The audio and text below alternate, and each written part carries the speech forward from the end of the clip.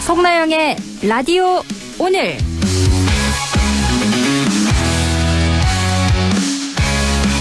여러분 안녕하십니까? 송나영입니다. 김건희 여사를 향한 특검의 수사가 점점 더 속도를 내고 있습니다. 특검은 오늘 김 여사가 국외 순방 때 착용했던 명품 목걸이를 비슷한 시기에 구매한 의혹과 관련해 서희건설을 압수수색했고, 김 여사의 오빠 김진우 씨 장모 집에서 발견한 고가의 시계 상자와 관련해 시계 구매자를 찾아 소환 조사했습니다.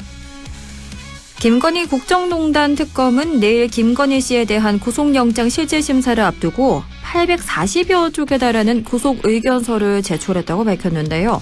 특검팀은 내일 구속 전 피의자 신문을 앞두고 지난 목요일 572쪽 분량의 구속의견서를 법원에 제출한 데 이어 오늘 오전 276쪽 분량의 의견서를 추가로 제출했다고 밝혔습니다. 내일 법원의 구속영장 실질심사가 이루어지는데요. 만약 김건희 여사의 구속이 결정된다면 헌정사상 초유의 전직 대통령 부부 동시 구속이 이루어지게 됩니다. 안동문화방송 라디오 오늘 광고 듣고 시작합니다.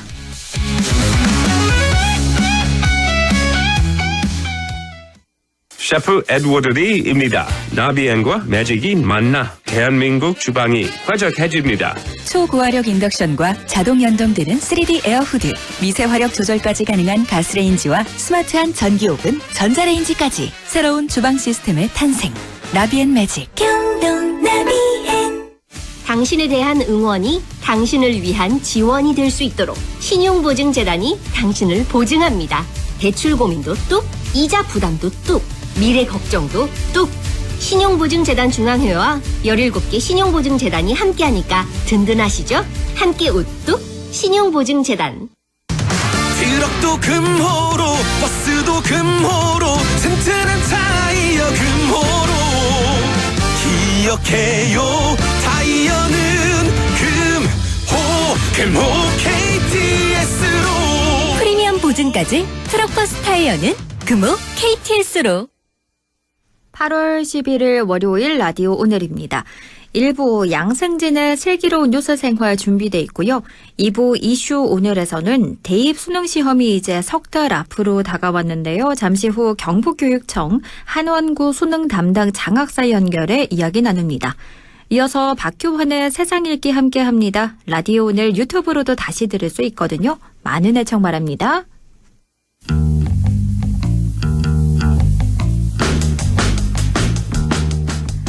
꼭 알아야 할 우리 지역의 뉴스를 시원하게 정리해드립니다. 양승진의 슬기로운 뉴스 생활 시작합니다. 지방 소멸위기의 시대 대구 경북 행정통합과 같이 광역단위 행정체제 개편의 필요성 또 요구가 나오고 있는데요. 기초단위의 행정통합에 대한 주민 요구도 나오고 있습니다. 오늘은 안동 예천의 행정통합에 대한 이야기 나눠봅니다. 매일신문 양승진 기자 연결합니다. 기자님 안녕하십니까? 네, 안녕하세요. 네, 먼저 안동 예천 행정통합, 이게 지난 2022년 지방선거 당시에 우리 지역의 큰 이슈였다가 최근 다시 떠오르고 있어요. 네, 2022년 제8대 지방선거 때 건기청 안동시장이 선거 공약으로 내세우면서 한 차례 이제 안동 예천 행정통합이 이슈화된 적이 있었습니다. 하지만 당시에도 예천의 무대응 혹은 거센 반발로 인해서 제대로 된 논의조차 이뤄지지 않았고요. 그런데 이제 최근 3년 만에 이 안동 예천 행정통합이 다시 수면 위로 떠올랐습니다. 네.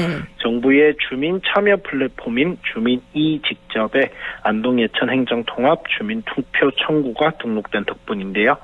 최근 시민단체인 안동 예천 통합추진위원회는 안동은 물론 예천 12개 읍면 260여 개 마을 회관을 직접 돌면서 행정통합의 필요성을 설명하고 또 주민들의 의견을 수렴하고 있습니다. 그렇군요.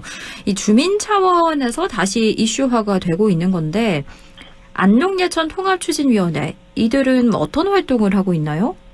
네, 이들은 행정구역 분리로 복지와 행정, 또 민원 처리에 혼란이 많다. 실질적인 생활권 중심의 통합은 더 이상 미룰 수 없는 과제다. 이렇게 주장을 하고 있습니다. 안동시도 이제 행정구역 통합에 대해서는 긍정적인 입장을 보이고 있고요. 반면 예천은 여전히 통합에 대한 반대 목소리가 큰 상황입니다. 지난달 18일 예천 안동 행정구역 통합반대추진위원회라는 시민단체가 주민 1000여 명이 참석한 가운데 통합반대 범국민결의대회를 개최하기로 했습니다. 이 통합반대추진위원회는 안동시가 주도하는 행정통합 논의 자체가 지역민을 무시하는 일방적 폭주다 이렇게 주장을 하고 있고요. 또 통합을 통해 행정구역이 가대화될 경우에는 행정적 비효율이나 예산 배분 불균형 그리고 도청 신도시의 성장 정체와 청사 위치 간 갈등 등을 초래할 것이다. 이렇게 주장을 하고 있습니다.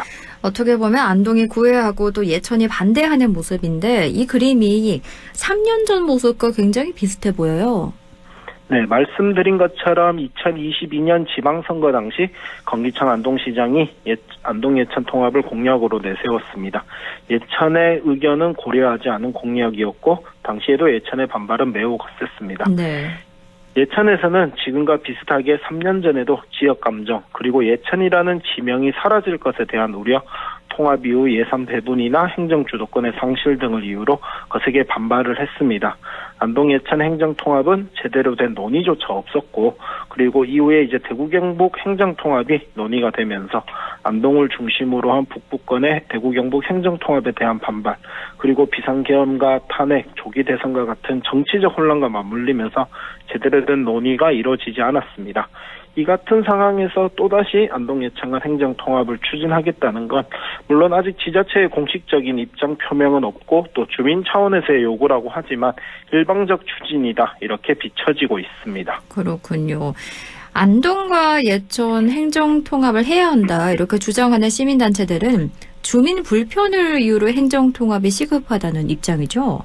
네, 지금 통합을 주장하는 일부 시민단체들, 이들의 입장은 행정 이원화로 인한 불편 때문이라도 행정 통합이 시급하다 이렇게 주장을 하고 있는데요.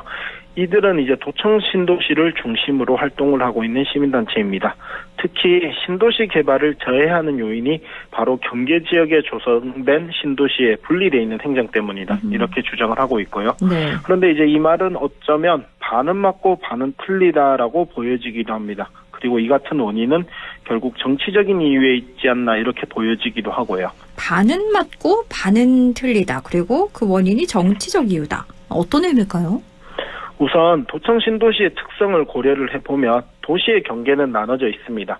하지만 사실상 한 지붕에 살고 있는 두 가족 혹은 두 지붕에 살고 있는 한 가족이다 이렇게 볼 수 있고요. 네. 그런데 이제 안동 쪽은 경북도청이나 경찰청, 교육청과 같은 공공기관이 예천 쪽에는 공동주택단지와 상업시설이 들어서 있습니다. 신도시 인구는 약 2만 5천 명인데 이 중 80% 이상이 주민등록상 주소지가 예천이고요. 안동 인구는 약 15만 명 수준인데 신도시 주민등록 인구는 1만 명 수준에 그치고 있습니다. 안동 입장에서는 신도시보다는 안동 원도심 활성화에 더 많은 공을 기울일 수밖에 없고요. 이러한 불균형, 또 안동은 예천에 비해 상대적으로 신도시 활성화를 위한 노력을 기울일 수 없는 상황에서 안동을 중심으로 안동 예천의 행정통합을 주장한다는 것 자체가 순서가 맞지 않다고 볼 수도 있습니다. 신도시 주민들의 행정 편의라던가 이런 건 행정구역 개편 없이도 가능하죠?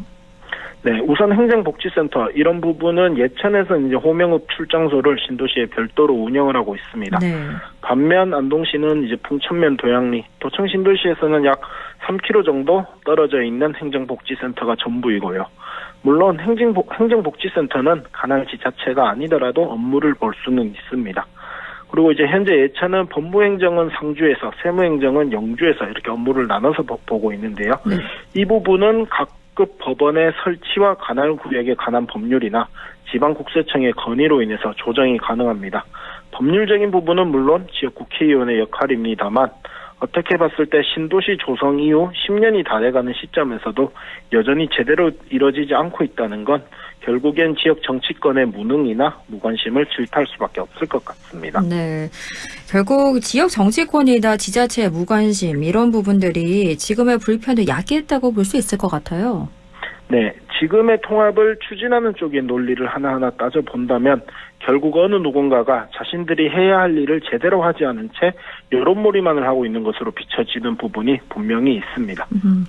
그리고 인구 절벽의 시기에 행정통합은 반드시 필요해 보인다. 이런 의견도 있습니다. 네, 3년 전 지방선거에서 행정통합이 논의된 곳이 안동 예천 외에도 청송 영양도 있었습니다. 네. 당시엔 청송 진보면을 중심으로 행정통합을 추진하자 이런 선거 공약이 있었으나 제대로 논의되지 못했고요. 또 같은 생활권인 영주와 봉화, 또 문경과 상주도 지방행정체제 개편 논의가 이뤄질 때면 빠지지 않고 통합 논의의 대상이 되기도 합니다. 기초단체의 통합, 또 이를 넘어서 현재는 다시 수면 아래로 가라앉아 있지만 대구 경북의 행정통합과 같은 강력단위 통합도 다시 논의가 될 수 있을 것으로 보여집니다. 정부도 이제 출범 이후 5국 3특 체제를 기조로 한 행정통합 논의를 본격화하고 있는데요. 네. 이 과정에서 이제 기초단위의 지역 체제 개편 등도 분명히 논의가 가능할 것으로 보여집니다. 안동, 예천과 같이 또 우리 지역의 봉화, 영주, 문경, 상주 등 행정체제 개편이 본격화되면 이 통합은 반드시 피할 수 없을 걸로 비춰집니다. 다만 이런 통합들이 단순히 양적 통합이 아니라 질적 통합으로 이루어질 수 있도록 하는 노력도 중요해 보이는데요.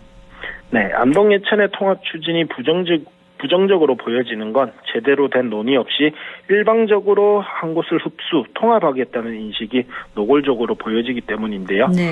도청 이전 과정에서 안동은 공공기관을, 또 예천은 주택단지를 조성하는 쪽으로 합의를 하고 공동유치에 성공을 했습니다.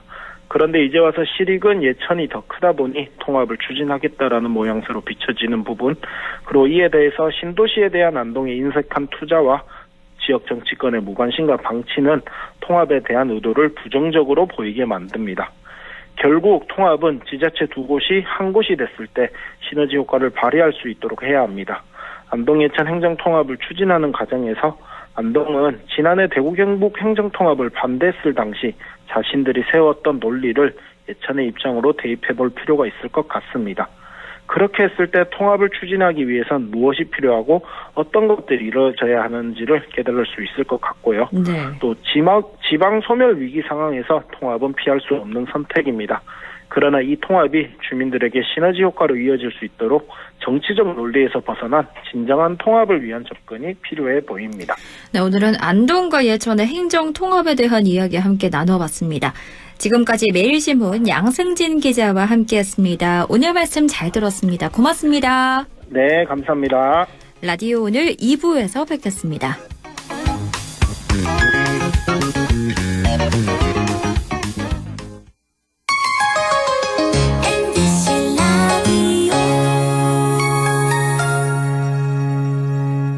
아, 땡긴다 땡겨.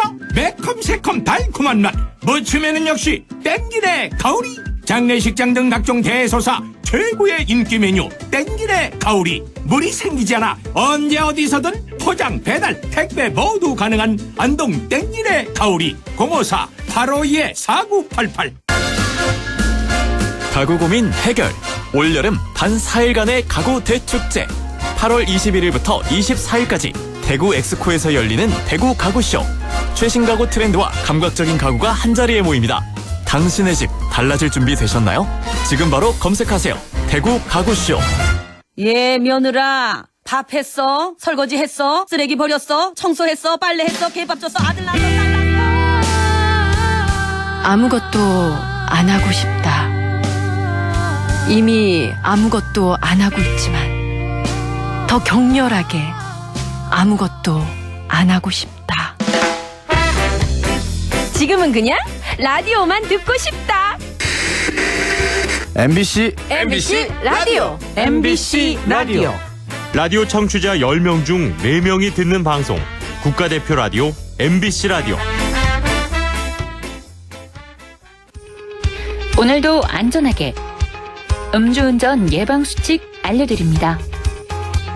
첫 번째, 술자리가 예정된 경우 미리 귀가 방법을 정하고 차는 가져가지 않는 것이 안전합니다. 두 번째, 음주 후 자전거나 전동 킥보드를 이용하는 것도 음주운전 처벌 대상에 포함됩니다.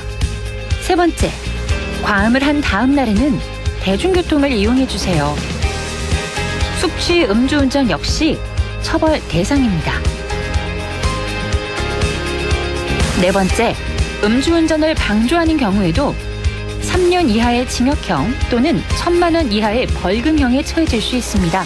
적극적으로 말려주세요.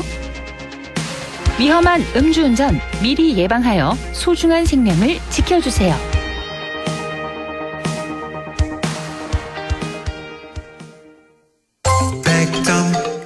MBC 라디오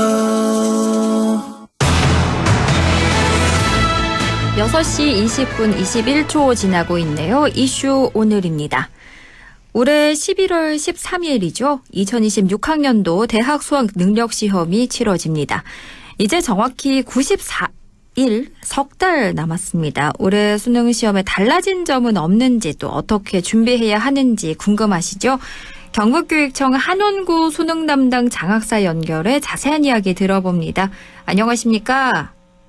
예, 안녕하십니까. 경북교육청 중등교육과 장학사 한원구입니다. 네, 2026학년도 대학 수학 능력 시험이 이제 100일도 채 남지 않았습니다. 최근 경북교육청에서도 수능 D-Day 100일을 맞아서 수험생을 위한 다양한 지원에 나섰다고요? 네, 맞습니다. 경북교육청은 수능 D-100일을 맞아 이제 수험생들이 실전 감각을 올리고 또 자신감을 높일 수 있게 다양한 지원을 하고 있습니다. 네. 먼저 교과별 학습 전략 자료를 저희가 선생님들의 의견을 모아서 제작을 해서 학생들이 남은 기간에 효율적으로 계획할 수 있도록 최선을 다해 돕고 있습니다. 또한 유튜브 채널 저희 마쿨모쿨 TV가 있는데 거기를 통해서 이제 응원 메시지를 이제 학교와 학생들에게 안내하여서 격려를 자신감을 높일 수 있게 하고 있습니다. 덧붙여서 저희 학교별로 수능 심화학습 동아리 그리고 저희 작년부터 시행하는 수능 경북 모의 평가 요거를 이제 또 준비하고 있어서 남은 100일 최선을 다할 수 있도록 적극 지원하도록 하고 있습니다. 그렇군요.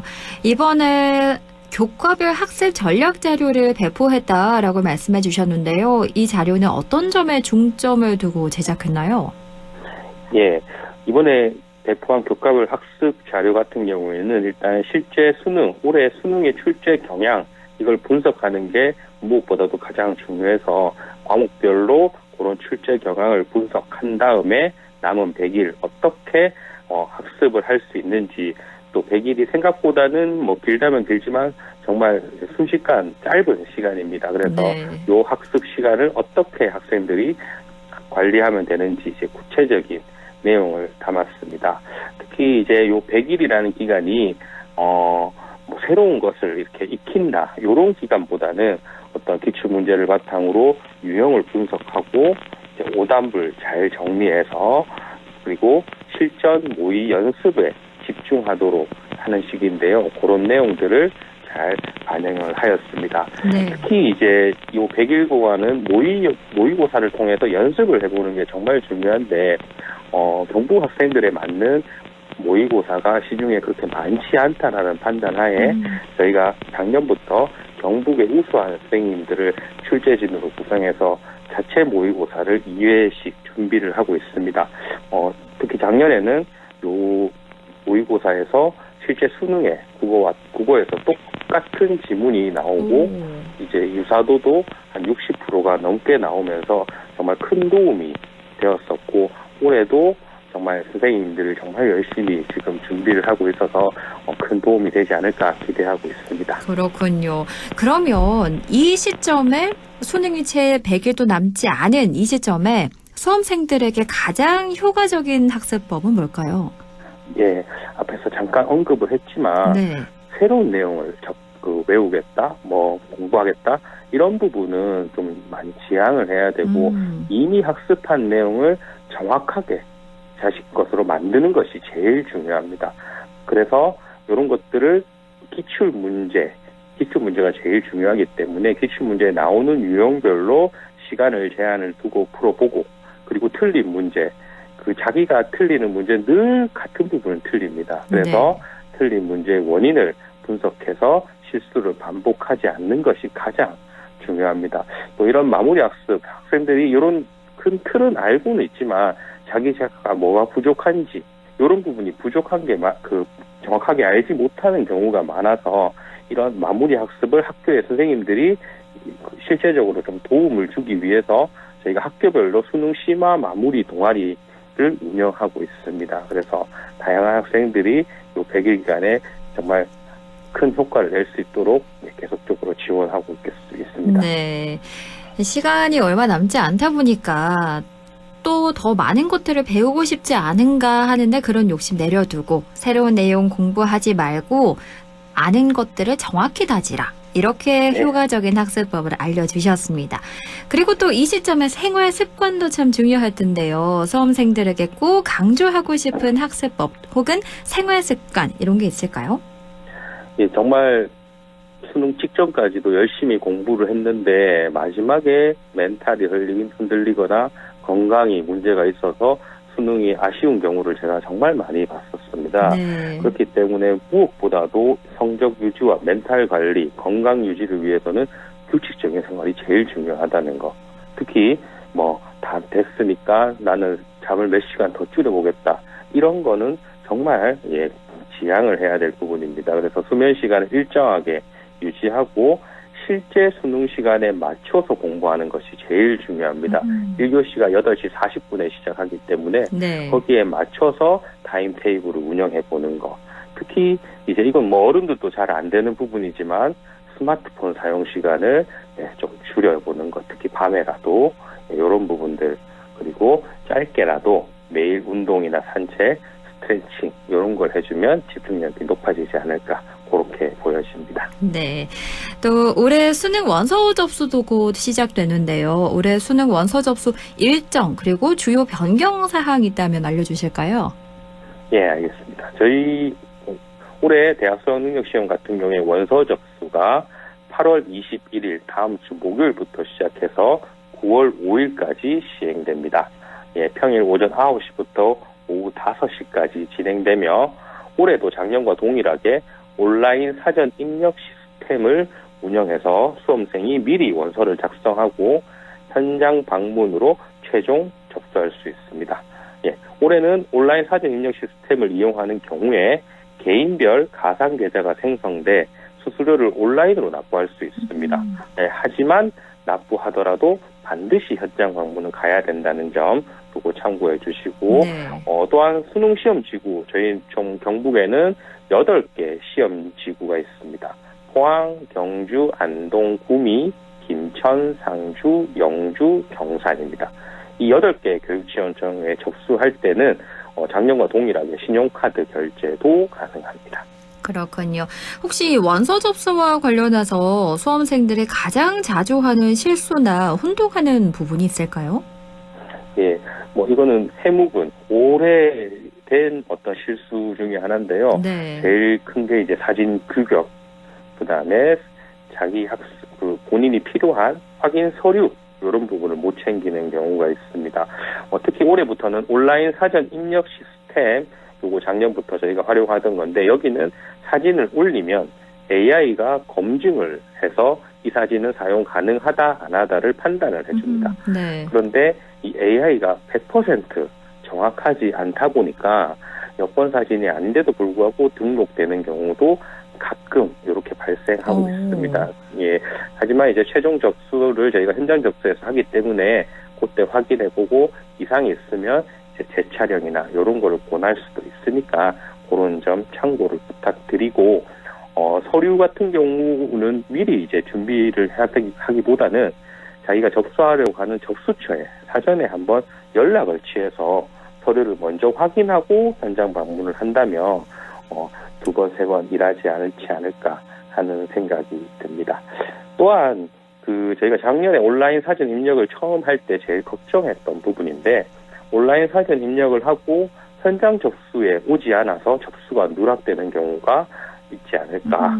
작년에 크게 그런 일이 발생하지 않았는데 다시 한번 강조해야 되지 않을 것 같습니다. 강조해야 될 것 같습니다. 온라인 사전 입력을 하더라도 반드시 현장 접수처를 방문해야 된다는 점 잊지 말아주셨으면 하고요. 추가적으로 한 가지만 더 높아심에서 얘기를 드리면 원서 접수가 9월 5일 날 끝나는데 그 이유는 절대로 영역을 바꿀 수 없습니다. 선택 과목을 바꿀 수가 없습니다. 예를 들면 제가 사탐을 했는데 나 과탐으로 잘못해서 옮겨야 된다. 이게 9월 5일 이후로는 절대로 불가능하니까 과목 선택, 그다음에 내용 입력할 때 신중을 기했으면 좋겠습니다. 정말 여러 가지 강조를 해주셨습니다. 규격에 맞는 사진 그리고 꼭 필요한 본인 확인서를 잘 준비해 주셔야 되고요. 그리고 온라인 사전 입력만으로는 현장 접수가 된 게 아니니까요. 현장 접수처도 꼭 방문해야 한다는 거, 그리고 9월 5일 이후로는 과목 선택 바꾸지 못한다는 거 꼭 기억해 주셔야겠고요. 그리고 또 검정고시나 졸업생, 수험생 같은 이 특별한 경우에도 유의할 점이 있을까요? 네, 맞습니다. 이런 검정고시생과 졸업생 같은 경우에는 접수 절차와 장소, 특히 이제 장소적인 부분이 좀 확인하는 것이 중요합니다. 먼저 졸업생은 원칙적으로 본인이 졸업한 고등학교를 방문해 접수해야 됩니다. 하지만 출신 학교가 현재 거주지와 멀리 떨어져 있는 경우, 예를 들어서 제가 영천에서 학교를 나왔는데 현재 안동에서 거주하고 있다. 이런 경우에는 주소지 관할 수능시험지구 교육지원청에서 접수가 가능합니다. 즉 안동교육청에서 접수가 가능하다라는 거죠. 검정고시 학교생 역시 주소지 관할 수능시험지구 교육지원청에서만 접수할 수 있습니다. 앞에서 말씀드린 것처럼 경북의 경우는 포항, 경주, 안동, 구미, 김천, 상주, 영주, 경산 이렇게 8개 교육청이 수능시험지구인데요. 자기가 본인이 속한 시험지구와 접수 가능 교육지원청을 미리 전화로 한번 확인하고 접수 일정과 장소를 계획하는 것이 필요해 보입니다. 이렇게 해야 불편한 이동이나 접수 지연을 예방할 수 있다고 보여집니다. 네. 그럼 끝으로 수험생과 학부모들에게 수능까지 남은 이 석 달, 이 시점에 가장 강조하고 싶은 메시지 있다면 마지막으로 한 말씀 해주실까요? 예. 아까 100일 동안은 제가 말씀드리기고 너무 새로운 거 하지 말고 이렇게 안정을 취해야 된다고 했는데 그렇다고 해서 100일 동안 변화가 안 나오는 것은 아닙니다. 이 100일 동안 충분히 여러분들의 성적이나 이런 것들이 변화를 이끌어낼 수 있는 소중한 시간이라고 저희는 보고 있습니다. 학생 여러분 지금까지 쌓아온 실력을 믿고 흔들림 없이 한 걸음씩 앞으로 나아가시기 바라고요. 부모님과 그리고 또 우리 수험생 가족 여러분들께서는 따뜻한 격려와 든든한 신뢰로 우리 수험생이 버팀목이 되어주며 학생들이 멘탈을 잘 잡을 수 있지 않을까 생각할 수 있습니다. 네. 우리 경북의 모든 교육가족은 여러분이 원하는 목표를 향해 끝까지 함께 달려나가며 진심으로 응원하고 지원하도록 하겠습니다. 네, 대한민국 모든 수능 수험생과 또 함께하는 가족들을 응원하겠습니다. 지금까지 경북교육청 한원구 수능 담당 장학사와 이야기 나눴습니다. 오늘 말씀 잘 들었습니다. 고맙습니다. 네, 감사합니다. 라디오 오늘에서는 청취자 여러분의 참여를 기다리고 있습니다. 우리 지역에서 발생한 사건, 사고 소식이나 함께 토론하고 싶은 내용을 안동 MBC 홈페이지 라디오 오늘 게시판에 올려주시기 바랍니다. 전화와 문자 참여도 하실 수 있습니다. 전화는 851국에 7191번, 문자는 샵 0913번으로 보내주시면 됩니다. 문자는 단문 50원, 장문 100원의 정보 이용료가 있습니다. 여러분의 많은 참여 바랍니다.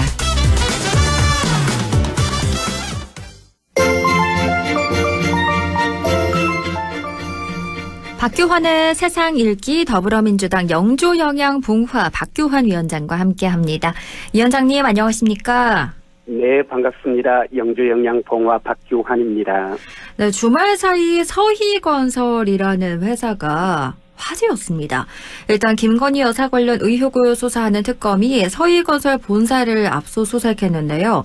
이게 2022년 6월 나토 순방 당시 김 여사가 착용한 반클리프의 나펠 목걸이 때문인데 당시 이후에 김건희 여사가 모조품을 구입했던 거다 이런 식으로 여러 번 진술이 바뀌었는데 그 목걸이와 서희건설에 관련이 있다는 거죠?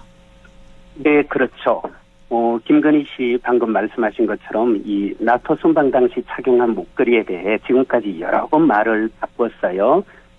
그리고 특검에 나와서는 최종적으로 2010년경 모친에게 선물한 모조품이었다 이렇게 진술했는데요. 그 목걸이 제조 회사죠. 거기서 그 모델이 최초로 출시된 게 2015년이다. 이렇게 밝히는 바람에 이게 바로 거짓말로 드러났습니다. 네. 결국 진품 목걸이를 착용해 놓고서는 오빠의 장모 집에는 가짜 모조품을 가져다 놓는 이른바 알리바이 조작이죠. 이 알리바이 조작했다고 보는 것이 합리적인데요. 그럼 결국 문제가 이 진품 목걸이는 어디서 왔고 어디로 갔느냐 하는 건데요. 사실 이게 워낙 고가잖아요. 그러니까 많이 거래되는 제품은 아니에요. 근데 2022년 3월 9일입니다. 그러니까 대선 직후에 말씀하신 바로 그 서희건설 회장의 측근이 똑같은 모델의 목걸이를 구매했다는 기록이 나온 겁니다. 네. 그러니까 결국 김 씨의 목걸이가 이 서희건설로부터 온 것이 아닐까 이렇게 의심할 수밖에 없는데요. 또 이렇게 의심할 수밖에 없는 이유가 있습니다. 20대 대선이죠. 윤석열 캠프가 이제 이곳저곳에 불법 선거사무소를 많이 꾸렸어요. 네. 그 중에 하나가 이른바 언론에서 이제 양재동 캠프라고 불렀던 곳인데요. 이곳이 바로 서희건설사의 양재동 건물 2층입니다. 그곳에 입주했고요. 또 그리고 김건희 씨가 초청해서 서희건설 회장과 세 딸이 나란히 대통령 취임식에도 참석을 했고요. 그리고 또 서희건설 회장의 사위가 전직 검사입니다. 근데 이분이 바로 그 문제의 나토 순방 직전입니다. 2022년 6월에 국무총리 비서실장으로 임명되었습니다. 네. 그러니까 서희건설과 윤석열 그리고 특히 김건희 씨와의 이런 밀접한 관계 그리고 대통령 취임 직후에 서희건설에서 목걸이를 찾고 그리고 똑같은 목걸이를 바로 나토 순방에서 김건희 씨가 착용했다. 그럼 결국은 목걸이 선물 이것과 또 양재동 캠프 사무실 제공 그 대가로 국무총리 비서실장 자리까지 준 게 아닐까. 뭐 이렇게 의심하는 게 어쩌면 자연스러운 것 같아요. 네. 그리고 그러네요. 또 더 의심스러운 건요. 네. 서희건설이 목걸이를 구입했다는 사실이 지난 주말에 알려지니까요. 회사 측에서 건설사 사옥을 지난 토요일과 일요일 이틀 동안 완전히 폐쇄했습니다. 정황상 아마도 오늘 압수수색에 대비해서 증거를 인멸하기 위해서 어떤 작업이 들어간 거 아닐까 이런 추측도 하게 되는데요. 결과적으로는요. 오히려 김씨 목걸이 우리 서희건설 우리 회사가 사줬다. 저는 이걸 거꾸로 시인한 셈이다. 네. 이렇게 봐도 되지 않을까 싶습니다. 네. 그리고 청취자 여러분께서 헷갈리시면 안 되는 게요. 지금 논란이 되고 있는 목걸이가 두 가지입니다. 하나가 통일교에서 청탁으로 건네준 그라프 목걸이가 있고요. 지금 이 서희건설과 관련 있는 건 반클리프엔 앞에 그 목걸이라는 거 인지를 그렇죠. 하고 들어주셔야 되고요. 네. 그리고 지난 목요일이죠. 김 여사에 대한 구속영장이 청구가 됐습니다. 도이치모터스 주가 조작, 또 명태균 관련 공천 개입, 건진법사 청탁 의혹 등의 혐의였는데 일단 내일 영장 실질 심사가 열리는데 어떻게 전망하십니까? 네, 내일 서울중앙지법에서 김건희 씨에 대한 구속영장 실질 심사 열리는데요. 통상 이 구속이냐 아니냐 이 여부를 가르는 기준은요. 범죄 혐의가 일단 소명되어야 하고요. 그 다음에 증거를 인멸할 염려 혹은 도망갈 염려가 있느냐 없느냐 하는 것이 핵심이잖아요. 네. 근데 일단 범죄 혐의로 적시된 건요. 건진법사 청탁, 알선 수재 혐의고요. 또 뭐 명태균 씨 공천 개입이라든가 도이치모터스 주가 조작. 일단 이렇게 세 가지 혐의인데요. 구속영장 청구서에 더해서 이번에 보니까 특검에서 848쪽 분량의 의견서를 제시했더라고요. 네. 거기에 증거가 차고 넘칩니다. 예컨대 도이치모터스 주가 조작의 경우에요. 130번 주가 조작해서 8억 1천만 원의 부당 이익을 취했다. 그리고 또 수사 과정에서 수익을 어떻게 분배할 것인지를 지시한 김건희 씨의 육성도 나왔고요. 바로 그날 동일한 액수의 수표가 김건희 씨 본인 계좌에서 인출된 사실까지도 다 확인되었다. 이렇게 정확히 명시되어 있습니다. 그러니까 범죄 혐의는 충분히 소명되었고요. 그럼 이제 증거인멸인데요. 아시다시피 김 씨가 특권들과 진술 맞추기를 했고요. 또 윤석열 전 대통령 파면되자마자 본인의 노트북도 완전히 포맷하고 휴대전화는 교체하고 또 본인 측근들, 행정관들 휴대폰도 모두 초기화했습니다. 그리고는 또 자기는 아무것도 모른다. 아무 짓도 안 했다. 일체 다 발뺌하고 있습니다. 증거인멸의 가능성이 아주 큰 것이죠. 네. 그래서 뭐 아시다시피 이런 주가 조작으로 개미 투자자들 뭐 피눈물 나게 만들었고 그리고 또 자기 말대로 솔직히 진짜로 김건희 씨는 아무것도 아닌 사람, 아무 공직도 맡지 않은 민간인이잖아요. 근데도 불구하고 최고 권력자 행세하면서 국정을 농단했죠. 그런 만큼 법원은 좌고우면할 것 없이 저는 구속영장 발부해야 된다고 보고요. 그리고 이 정도면 구속될 수밖에 없다. 구속될 것으로 그렇게 전망합니다. 네.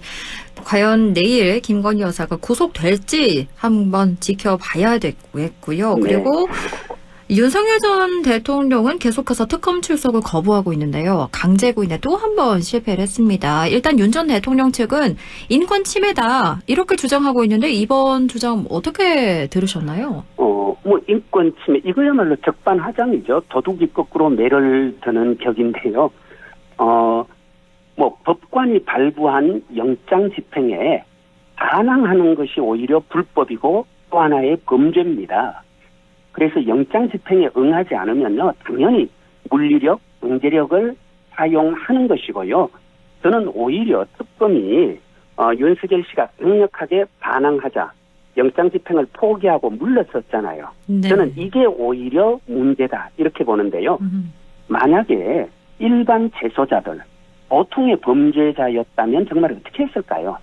아마도 윤석열 씨처럼 그렇게 영장 집행에 반항했다면요.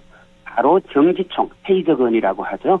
전기총을 쏴서 일단 제압하고 그다음에 수갑 채우고 포성으로 묶어서 그리고 검찰 조사실로 호송합니다. 네. 그렇게 하는 게 일반적이고 상식적이고요. 그것이 바로 어떤 공권력 그리고 법치주의, 법집행의 준엄함, 위험함을 보이는 방식이죠. 저는 그렇게 했어야 했다. 그런데 거기까지 못했죠. 안 했죠. 그렇죠. 아마도 전직 대통령이기 때문에 조금 주저한 것 같은데요. 저는 전직 대통령이라고 해서 법 앞에 예외를 두어서는 안 된다. 그렇게 생각합니다. 이미 특검이 특혜를 주고 있다. 이렇게 본다는 그렇죠. 건데 그러면 사실은 특검에서도 지금 특혜를 준 것이라고 저는 봅니다. 그럼 앞으로 뭐 강제 구인을 또다시 시도를 할까요? 어떻게 할까요? 저는 또다시 시도를 해야 된다고 생각하는데요. 네. 근데 솔직히 특검의 그 형편이나 처지를 솔직히 말하면 또 이해하지 못하는 건 아닙니다. 왜냐하면은 어쨌건 전직 대통령이고 그리고 또 이 양반이 이렇게 강력하게 반항하는 과정을 통해서 사실은 본인의 지지자들의 어떤 단결 단합 그리고 어떤 지지자들의 정치적 행동을 지금 유도하고 있는 거잖아요. 네. 내가 이렇게 가혹하게 탄압받는다. 이런 모습을 자꾸 보여줘서 지지자들을 결집하려고 하고 있고 또 뭐 변호인들은 계속해서 심지어 아무런 힘없는 뭐 교도관들이나 이런 분들에 대해서 말도 안 되는 그러나 일단 그냥 고소라든가 고발이라든가 이런 걸 막 또 남발할 것이고 그래서 이렇게 가느니 차라리 그냥 바로 기소하는 것 이미 충분히 수사할 만큼 수사되어 있고 어차피 윤석열 본인은 계속해서 진술을 거부하거나 혹은 모든 사실관계를 부인하거나 부정할 것이기 때문에 그냥 곧바로 기소하는 것이 오히려 낫겠다. 뭐 이런 판단도 저는 할 수 있을 것이라고 보고요. 그래서 특검에서는 지금 그런 판단을 내리지 않을까 싶은 생각도 듭니다. 그렇지만 저는 특검이 좀 단호한 그런 원칙적인 태도를 취해 주셨으면 하는 바람을 이렇게 전해봅니다. 네. 그런가 하면 오늘 8.15 광복절 특사에 대한 관심이 정말 뜨거웠습니다. 일단 예상대로 조국 전 조국혁신당 대표 부부와 윤미향 그리고 최강욱 전 의원 등의 사면 대상에 포함됐는데요. 명단 어떻게 보셨습니까? 예, 그 외에도 사실은 많은 분들이 지금 사면이 되었어요. 네. 특히 이런 정치인 이외에도 우리 경제계 쪽, 기업 쪽 인사들도 많이 사면이 되었고, 그리고 또 소위 말하는 민생 범죄라고 하죠. 이런 다양한 이런 범죄 혐의에 연루된 분들이 또 지금 그 범죄에 따른 어떤 대가로 지금 생활상에 또 기업 활동상의 불이익을 받고 있는 분들이 많이들 사면 혹은 복권 감형됐는데요. 아무래도 정치인들이 좀 관심사가 되는 것 같은데요. 네. 저는 사면권이라는 것 자체가요. 헌법 제정의 주체인 우리 국민이, 대한국민이 대통령에게 부여한 헌법상의 권한입니다. 그리고 이 권한을 국민 통합을 위해서, 사회 통합을 위해서 사용해라. 그리고 또 하나는요. 사법권의 오류를 시정하기 위해서 사용해라. 사법작용이라고 해서 늘 정당하게 올바르게 되지 않는다는 것은 우리가 경험칙으로 이미 다 알고 있는 사실이잖아요. 네. 그럴 때 대통령이 사법권의 오류를 바로잡아라. 그 밖에 또 국가형벌권을 운영하는 과정에서 또 융통성이라든가 합리성을 발휘해라. 저는 이런 목적으로 국민이 대통령에게 준 권한이죠. 그렇게 볼 때요. 조국이라든가 윤미향의 경우는 사실 정치적인 표적 수사가 진행되었고 또 사법부가 이를 바로잡지 않은 채 당시 무소불위의 권력을 행사하던 윤석열 씨라든가 이런 분들의 눈치를 보면서 통상의 상식 그리고 정의의 관념에 비추어 볼 때 아주 현저하게 가혹한 판결을 내린 일종의 사법 피해 사건이다. 이렇게 보는 게 적절할 것 같고요. 따라서 이런 수사, 기소, 재판의 이런 그런 국가사법권 행사에 저는 오류를 바로잡는 차원에서 이루어진 게 아닐까. 사법 정의 실현의 한 과정이다. 이렇게 보고요. 그런 점에서 저는 대통령께서 조국 대표를 비롯해서 또 이런 몇몇 사법 피해를 입은 정치인들을 사면해 주신 것은 저는 적절한 조치였다 이렇게 보고요. 그 밖에도 보니까 야당 쪽 정치인들도 여러분 사면 복권했던데요. 이거는 또 국민 통합이라든가 사회 통합 차원에서 내린 결단이라고 보고요. 국민들이 헌법을 통해서 부여한 권한 행사였던 만큼 저는 또 대통령의 이런 사면 취지, 권외 이걸 좀 이해해 주셨으면 하는 바람입니다. 네. 야권에서는 정찬민도 홍문종, 심화경 전 의원 등이 포함이 됐고요. 그런가 하면 국민의힘은 당대표 선출을 위한 전당대회가 한창인데요. 정말 시끌시끌합니다. 일단 전한길 씨에 대한 징계 절차 개시를 결정했거든요. 국민의힘이. 그런데 전한길 씨에게 당이 끌려가는 모양새인데요. 지금 상황 어떻게 보십니까? 그러니까 저는 이제 전한길 한 사람에게 이렇게 국민의힘이 휘둘린다는 것 자체, 이게 바로 저는 내란 정당 국민의힘 그들의 현 주소다. 이런 생각이고요. 그러니까 어떻게 보면 내란 정당의 아주 초라한 현실을 있는 그대로 보여주고 있다. 예. 사실 우리 알다시피 이 국민의힘이요. 과거 통합진보당의 해산 사례에 비춰보면 통합진보당은 내란 예비 업무로 해산이 되었어요. 근데 내란을 실행했잖아요. 네. 10번, 100번 해산되고도 남을 그런 위헌 정당인데요. 통렬한 사과, 안승은커녕 여전히 내란 옹호하고 있죠. 심지어 지금 국민의힘 가장 유력한 후보 김문수 씨의 입에서 윤석열 재입당까지 공언하는 상황에 왔잖아요. 네. 그래서 저는 정말 이제 남은 건 어쩌면 국민의힘은 가멸 아니면 법에 따른 강제 해산 이것밖에 없지 않나. 정말 이 길을 피하고 싶다면요. 진짜로 지금이라도 전한길 씨라든가 이른바 윤어게인이라고 그러죠. 윤석열 지지, 내란 옹호하는 이런 세력과 정말 단호히 결별해야 되는 것이죠. 그때서야 뭐 이제 여야 협치도 있는 것이고, 그리고 또 국민의힘 역시 국민들에게 그래도 뭐 제대로 된 합법적인 민주적인 정당으로서 인정받지 않겠느냐. 지금은 정말 국민의힘 갈 때까지 갔다. 지금이라도 제발 좀 정신 차렸으면 좋겠다. 이런 생각입니다. 네, 이렇게 오늘은 정치권 이야기 함께 나눠봤습니다. 지금까지 박효환의 세상 읽기 더불어민주당 영주영양봉화 박효환 위원장과 함께했습니다. 오늘 말씀 잘 들었습니다. 고맙습니다. 네, 고맙습니다.